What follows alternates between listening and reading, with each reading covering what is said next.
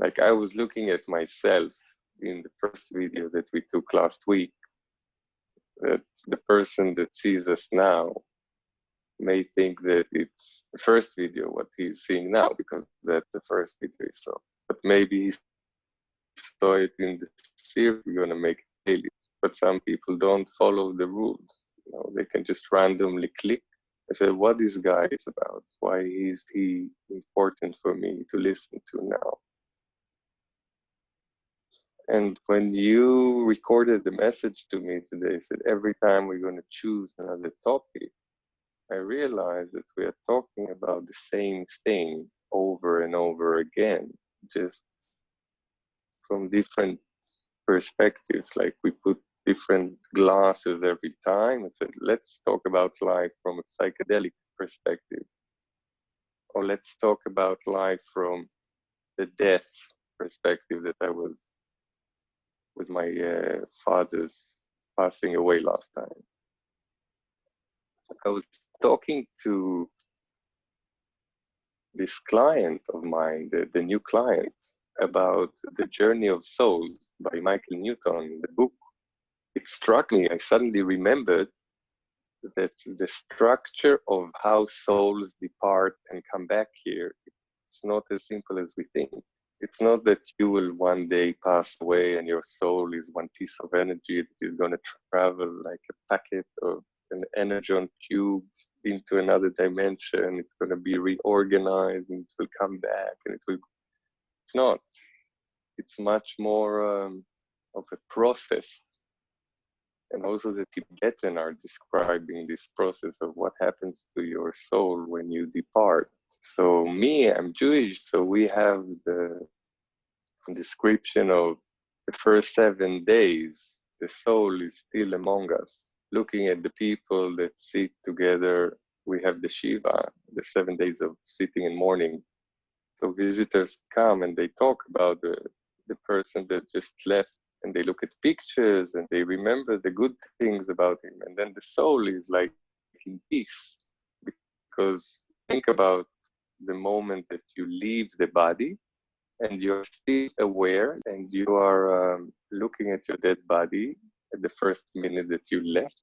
It's a lifeless piece of meat. It's normally old and not so nice looking. And you say, oh, this is not me. Thank God I left this. And now you are, if you're a person that is not prepared for death, you are shocked. You don't know what's going on. You left the body. You don't have pain. You don't have all this, whatever we talked about last time. You're free of those things. But what do you do? Okay, you don't have this and this and this, and you don't need to go to the toilet. You get it very quickly. You understand. But then what do you do for 7 days? How do you communicate with the people that love you and are now crying or sad after you left? How do you tell them that it's okay, that you're okay? Because you are okay. So some spirits, some souls that want to really connect, according to the stories I heard and the things I saw in my life from the time after people passed away, is that they can show themselves through a butterfly or through something that is close enough to you so you would say, I'm feeling the presence of this soul, it's not a mistake, I'm really feeling it. The sensitive people really feel all of a sudden a wave of warmth, of love, of all the things that we long for, especially with a father or with a brother. And then when they travel, according to the book of Michael Newton, they arrive this dimension after 7 days they leave. And in this dimension, they go through purification. It doesn't matter if it's wind or fire and all the myths of the Greeks and the Tibetan, that first you're frozen or first you're going through fire and water and all the elements.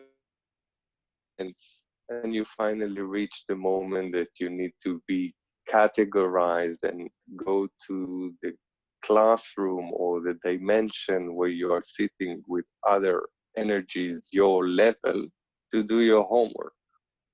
And the homework is to go through all your life, all the events that happened since the moment you were brought to life with your mom, giving birth to you.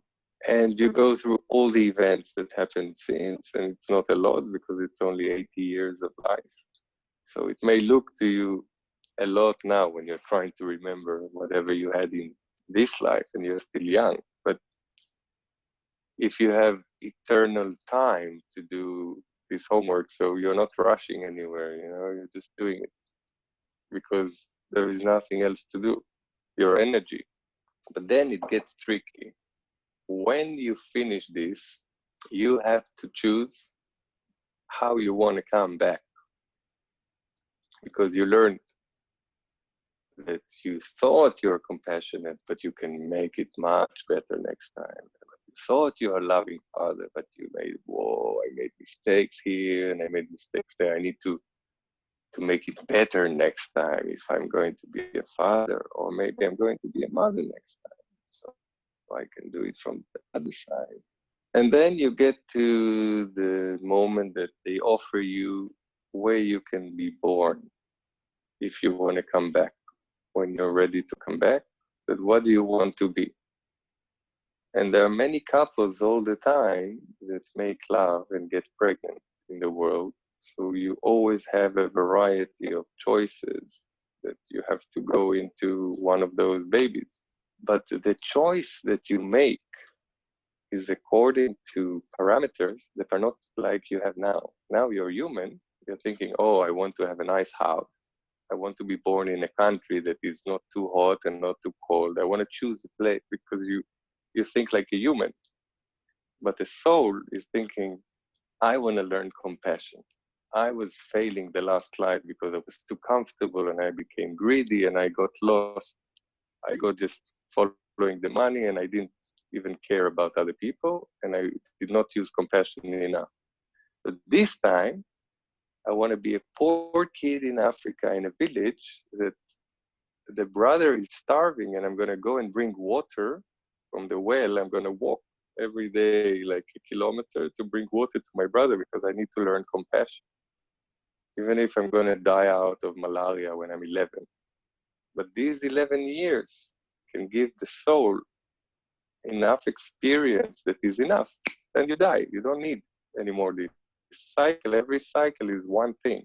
Sometimes it's about jealousy. Sometimes it's about learning to be generous or learning how to spend more for people that are cheap. I suddenly remembered the story of the soul because my dad departed. I was talking to him because he was present. I was telling him things I could not say when he was alive. And it's weird that we cannot say to the people that really love us what we really think about them because we don't want to hurt them. And then we end up not saying the very important things that we want to say. Like when you want to say to a parent, I love you, you say something like, hey, kisses, goodbye, yeah, I miss you. Like you find yourself as a teenager confronting your parents, confronting authority.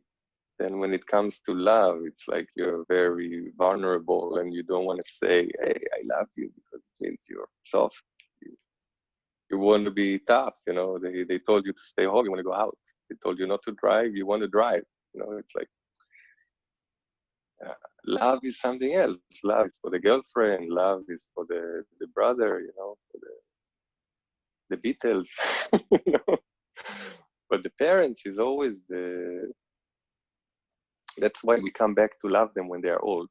If we do, we can say it when they are old because they become so weak and dependent that when you come to visit them, they can tell you they love you, or you can tell them you love them.